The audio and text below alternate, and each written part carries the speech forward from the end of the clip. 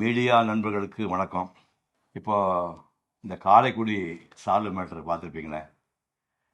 இவர் யாரோ இவரோ இல்லை, என் தம்பி, 50 ஆண்டு கால நண்பர். 1971 மன்னார்குடியில் ஒரு நாடகத்துக்கு தலைமை தாங்க போயிருந்தேன்.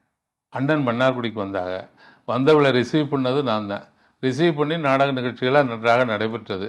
நடைபெற்றவுடன் அண்ணன் ஊருக்கு போக வேண்டும் என்று இருந்தார். அண்ணன் வந்ததுலேருந்து சாப்பிடவே இல்லையே ஒன்று சொன்னதற்கு, என்னப்பா நான் என்ன சாப்பிட்றேன், 2 நாள் தூக்கம் இல்லை, அதனால் நீ எப்போதும் நான் சாப்பிட்ற அந்த வெங்காயமும் தயிர் சோறு கொடுத்தால் போதும்.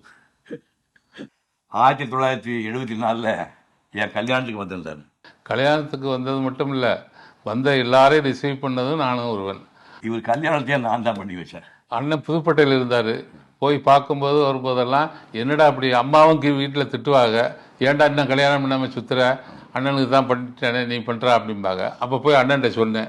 அவரே ஒரு பொண்ணை பார்த்து எனக்கு திருமணம் செய்து வச்சுட்டாங்க. இவர் கல்யாணத்தை மட்டும் நடத்தி வைக்கல. நான் இவர் மக கல்யாணத்துக்கு போயிருக்கேன், பேரன் கல்யாணத்துக்கு போயிருக்கேன். கல்யாணத்திற்கு வந்தது மட்டும் இல்லாமல் அவரே டிக்கெட் எடுத்துக்கொண்டு வந்து விடுவார். இந்த காலத்தில் இல்லை, 30 வருடத்திற்கு முன்னாடி இங்கேருந்து திருச்சிக்கு பிளைன் டிக்கெட் எடுத்துக்கொண்டு, அப்பா வந்துட்டேன்டா எங்கடா இருக்கா அப்படின்னு சொல்லி கேட்டுக்கொண்டு வருகிற அளவுக்கு நாங்கள் பாசமுடையவர் என் மீது அவர். பொதுவாக நிகழ்ச்சிகளில் எனக்கு யாராவது சால்வு போத்து வந்தாங்கன்னா அதை திருப்பி அவனுக்கே போத்திடுவேன். சால்வை போத்திக்கிற பழக்கம் எனக்கு கிடையாது.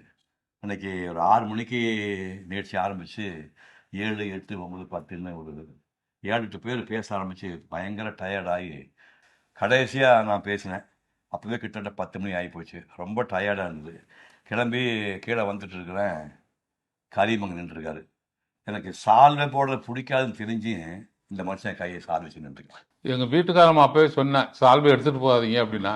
நான் சொன்னேன், நம்ம ஊருக்கு வர்றாருமா, முக்கியமான ஆளுகளோட பேச வர்றாரு, பெரிய இடத்துல பேச வர்றாரு அண்ணன் அப்படின்னு சொல்லிட்டு தான் சால்வை எடுத்துகிட்டு போனேன். ஆனால் நான் சால்வை எடுத்துகிட்டு போனதே தப்பு தான். தெரிஞ்சுக்கிட்டே சால்வை கொண்டு வந்தது அவர் பண்ண தப்புன்னா, பொது இடத்துல அந்த சால்வை வாங்கி கீழே போட்டது நான் பண்ணது தப்பு தானே.